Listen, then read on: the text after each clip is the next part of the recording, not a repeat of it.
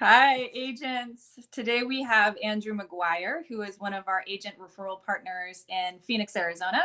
So he's on now to tell us how to become an investor-friendly agent. Welcome, Andrew.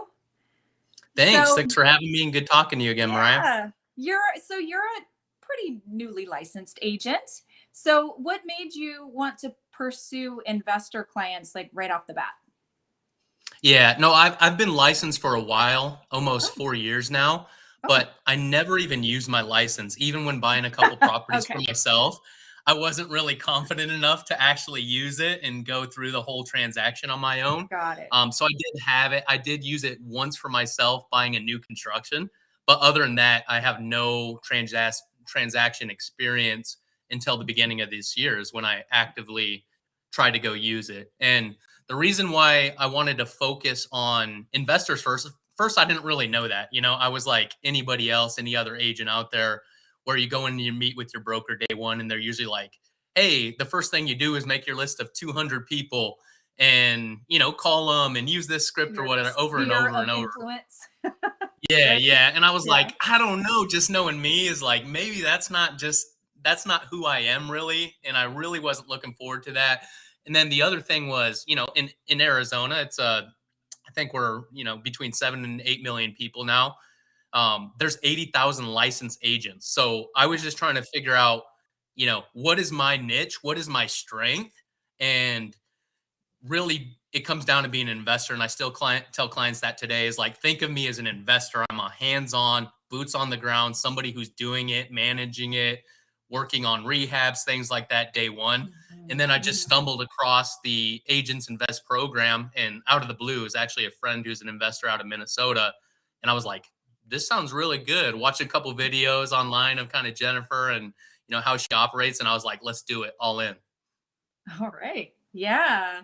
So, tell us how did the academy with Jennifer kind of prepare you to work with investors? Yeah, I think the biggest thing to it was like I mentioned being a little bit savvy from an investor standpoint, but I had no idea how to package it and Mhm. effectively communicate that, not only verbally, but just like show the numbers in a clean looking spreadsheet. I did know how to run numbers, but to present it well and then do the write up as far as like, here's why you like this area, here's the idea, here's kind of the things that I would change about the property. And Mhm. then probably my biggest takeaway was just going through the academy, getting the daily routine and habits down of making it best practice every single morning. Set yourself up for listings on your criteria and what your investors are looking for, and go through them every single day, and then pick out a handful and start running numbers. Once I started getting in that routine is when I started seeing a lot of traction fast. And not only that, like building the client base, but it helped me become an expert on the inventory in the market. Just every single day, first thing that hour, just looking through every single listing and then starting to run numbers the hour after that. So that was huge for me. Yeah, there's a lot of agents that come into the academy and they don't know really how to analyze properties, for an investor, like an investor. And obviously you had that already down right off the bat. And so, it was more, yeah, tracking and marketing. Yeah, wonderful. So tell us a little bit about like your personal investments. What did you have before you even came into the academy? Yeah, I very much was a investor that my top metric was always cash on cash return. Mhm. So, and what really drove that was like I come from the IT profession, and I was in that basically from the time I left college until the end of last year when I decided to go into real estate full time.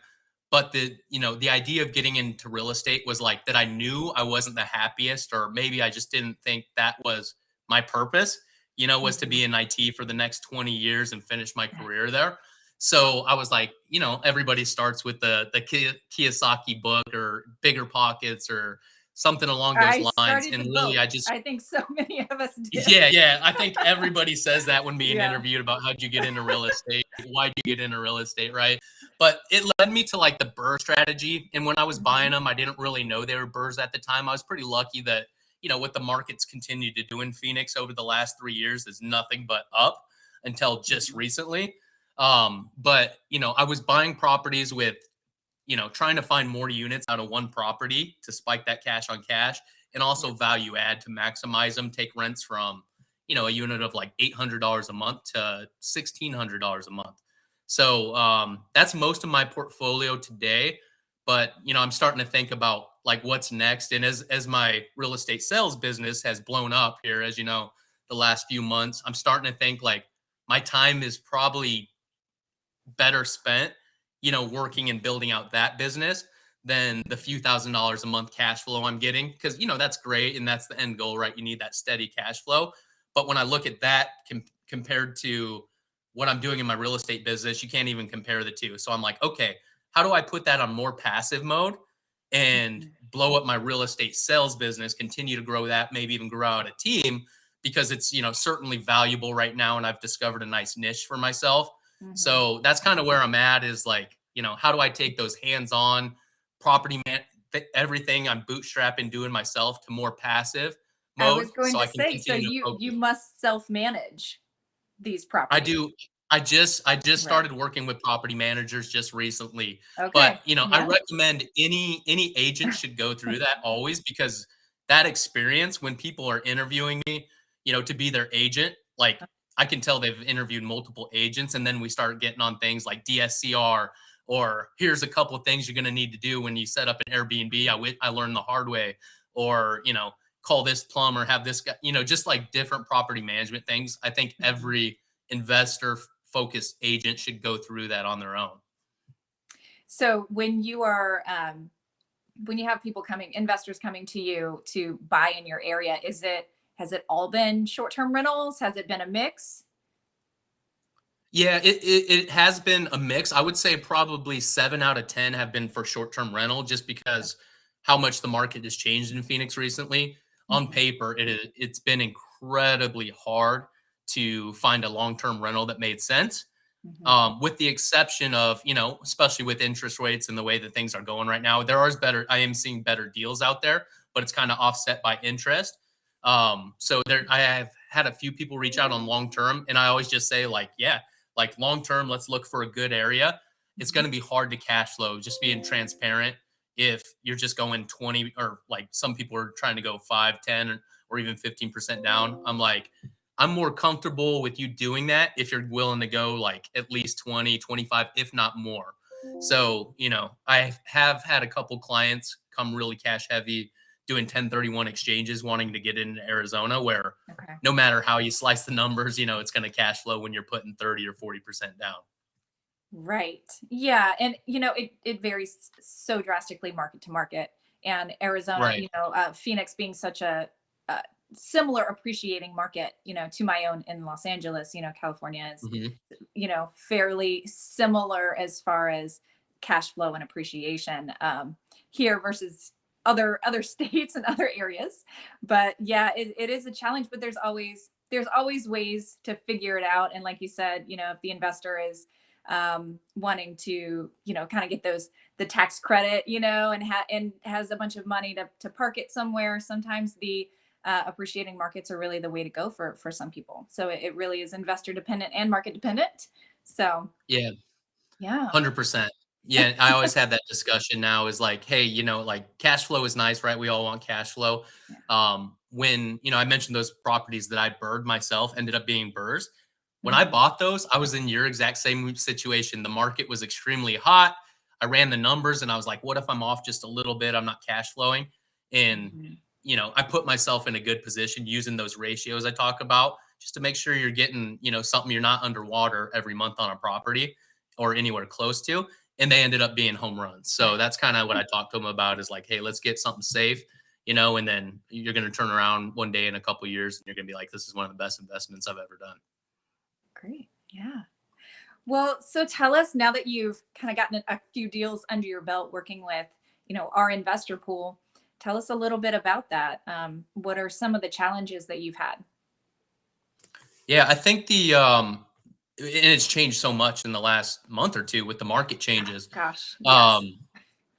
When I first started getting active, like I didn't have any transactions closed at all until March. And then it was like April, I'd been doing that work, building up that pipeline. And then April hit and it was just like boom, boom, boom.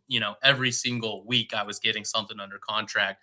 But our biggest challenge then was a lot different than it is now. It was really, okay, I know, this is a great looking deal. It's gonna make money, but how do we get it under contract? Because we're going against eight offers on every single Multiple term. offers. Uh-huh. Yeah, it was brutal, honestly. I've completed 10 these last 3 months. I probably could have done 20, 25, or if not more if we had won a lot of those deals. Mhm. But we ended up still getting a good amount of them closed because, one thing I'll talk to other agents about that I use is any deal that your client really wants, just hang in there, hang in the pocket, even when you don't get it the first time.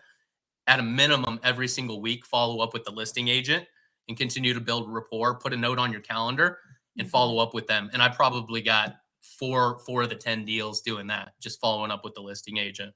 Wow. As far as so that was my That's a biggest good tip. challenge now. What's that? That's a good tip.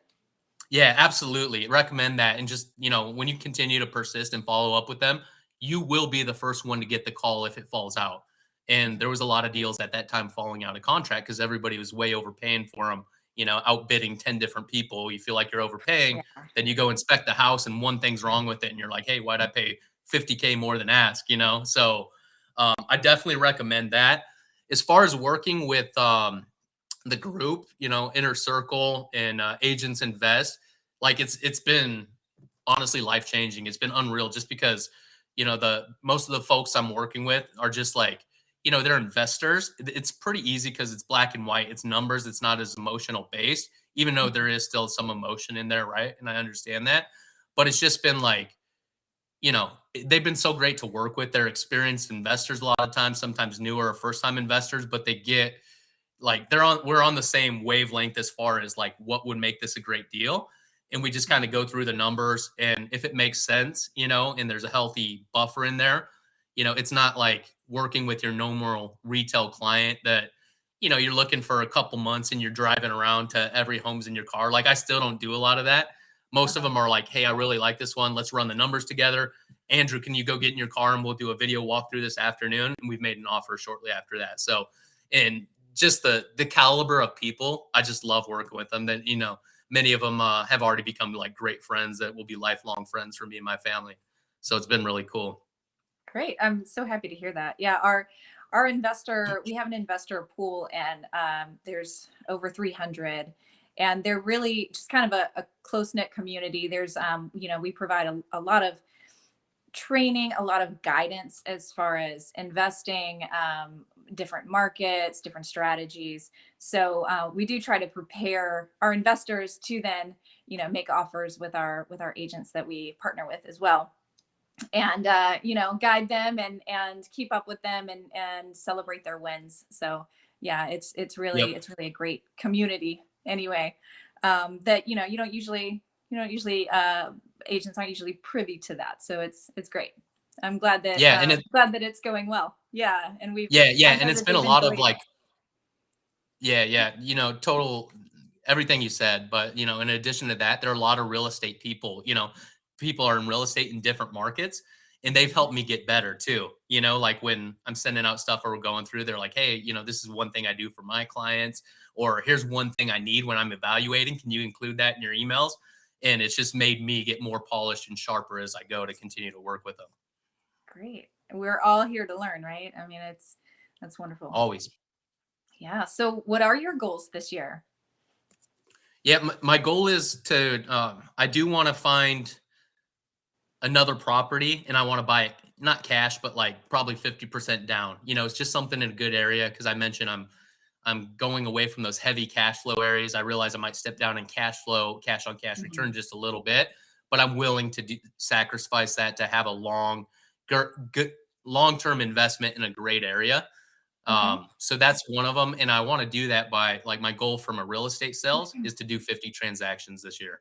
So I know it's going to be a Great. lot of hard work, but I'm looking and it's about 4 transactions a month, which I've been on that pace for, and I'm just really getting started and revved up. Yeah, So that's doable though. That's doable. That's a good yeah, number. I like that. Yeah, I think so. It's aggressive number, but again, if I get a little bit better than I'm doing today, I think I can hit it. And then the other thing personal is just before we were getting going here, we are just chatting about vacation and stuff. Is I Mhm. want to take the family to 3 new places this year, just to, the kids are still young, 7 and 4. I kind of want to open their eyes and just kind of see new places, which we haven't done a lot of travel. So by hitting that 50, that 50 number, we'll Yeah. definitely make that happen. Wonderful. And also your the long-term rental that you're talking about that you want to purchase, is that also in still within like Phoenix area or Arizona? Yeah, I probably will do one more here and maybe Okay. do something like a 1031 exchange as I have. But Uh-huh. I'm also open to, and I can't find a better network. I think I know a few people to get into something, like in some different markets where We're somebody gonna else is rope you. managing. We're gonna Yeah, pull I'm you down. and take you, to other markets and other states eventually, Andrew. Yeah, no, no, I can't think of a better group of people to do that with. So, I think that's coming because for me, it's definitely like starting. I want that lifestyle. I don't want to have to deal with all the issues myself. I want to work with somebody I can trust that has some mutual contacts, a track record where I can just get a check every month would be fantastic. So I think I'm going to do that. Sounds great. Yeah. Well, do you have any advice for these agents that are, new to working with investors or thinking about maybe changing to working with investor clients? Yeah, yeah. I think the two biggest things for me would be one, and I think this has really helped me as well is when you're looking at an investment deal, I think some agents might get a bad rap for like just wanting the transaction to happen, right? Mhm. I like to just pretend it's my deal, my money, when I buy this. And if something comes up through due diligence or either, like, I've probably backed out of 3 contracts, like with my not that I backed out of them, the buyer backed out of them when I was just like, I saw this, I didn't like it. Or, the agent's doing this. I don't, I'm not too up on that. So just, I think that you that transaction obviously most likely won't close unless the buyer really wants it, but they're going to be so loyal to you after that and want to continue working with you. And that's the way I approach it. The other thing too is just when you're doing your buyer consults, when you're speaking with an investor for the first time, keep a CRM. I didn't have this at first, and I was just taking chicken scratch notes everywhere. But I invested in a CRM to where really listening and really going through a thorough understanding of their investment strategies, why they're doing it, what they're looking for, and tagging them in my CRM. Like I know this person's looking in Tempe, or this person wants a duplex, long-term rental, and I just made tags for everything. And then I'd put them like hot buyer, like I think they want to buy in the next month, warm buyer, 1 to 3 months. And then every morning when those listings are coming out on MLS, I'm Mhm. scrolling through and when I see things that I like, I've got my CRM pulled up, with all those different tags, and I'll just say, "Hey, I really like this duplex in Tempe." Those 2 tags, and I've got like 6 or 7 people that have mentioned something like that, and I start texting them. Hey, look at Yeah. this. I haven't ran the numbers yet, but I really kind of like this area. Looks like a good property. Maybe needs this, and that's probably been the number one thing that has grown my business quickly. Is just keeping tabs on who those buyers are, what they're looking for, and when you see it, not only send it out to the group, but text them, call them, whatever, just to make sure they know first that Mm. one just came on the market. Yeah. Okay. So tracking and follow up and honesty and transparency overall. That's fantastic advice. Thank you so much, Andrew. Yeah. I really appreciate you coming on today, and I've enjoyed our interview. So thank you so Yeah. much. Thank you, agents, and have a great weekend. Bye.